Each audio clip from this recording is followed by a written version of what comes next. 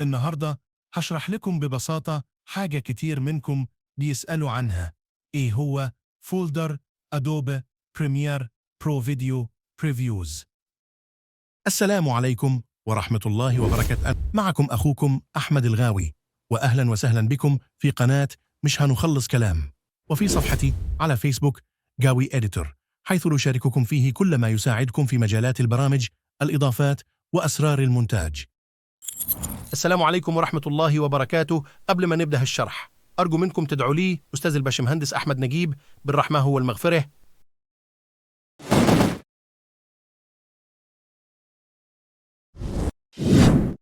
السلام عليكم. النهاردة هشرح لكم ببساطة حاجة كتير منكم بيسألوا عنها. إيه هو فولدر أدوبي بريمير برو فيديو بريفيوز اللي بنلاقيه دايما جوه ملفات البروجكت، وهل ينفع نمسحه ولا لأ؟ تعالوا نفهم الموضوع خطوة خطوة.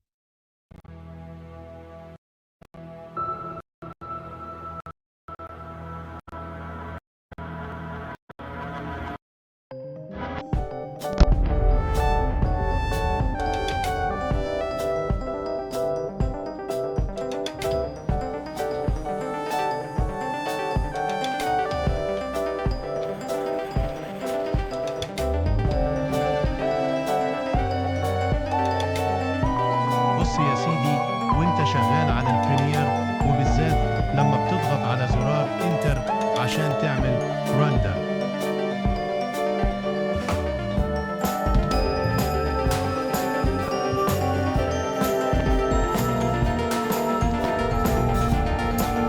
للتايم لاين البرنامج بيحفظ لك نسخة من اللقطات دي جوه فولدر اسمه فيديو بريفيوز.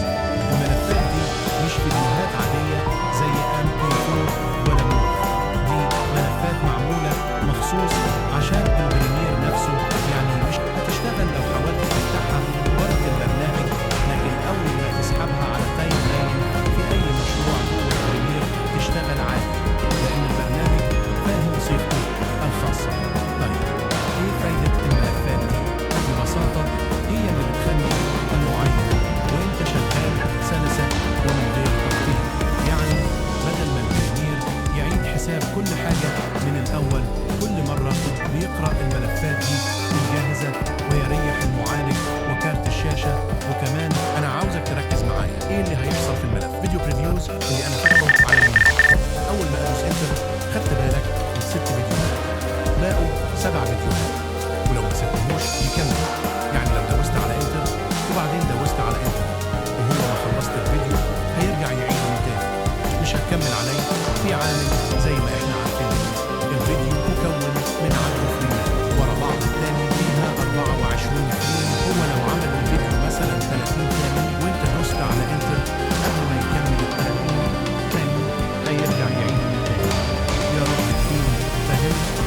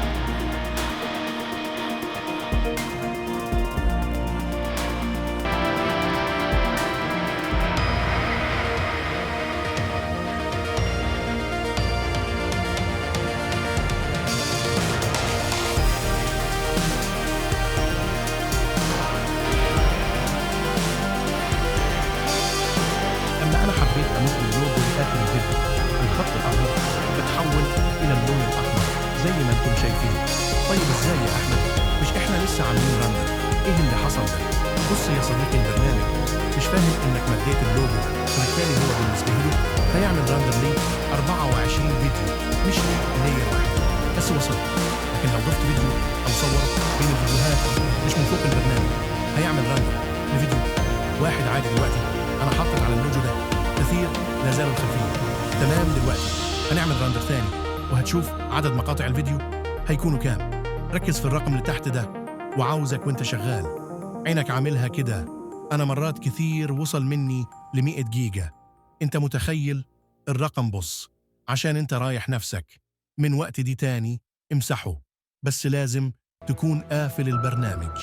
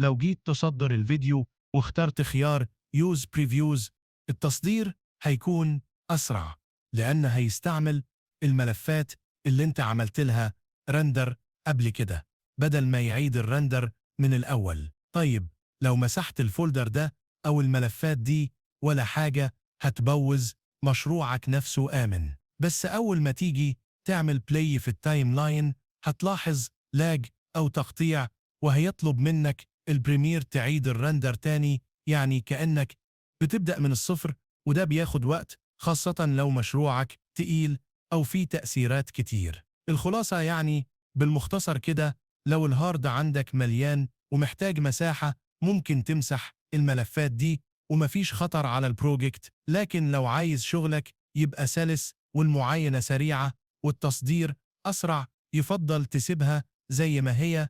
يا رب تكونوا فهمتوا الفكرة، واستنوني في فيديوهات جاية فيها شروحات أكتر للناس الغاويين تعديل زيي وزيكم. كان معاكم أخوكم أحمد الغاوي، وده صوت بالAI. سلام.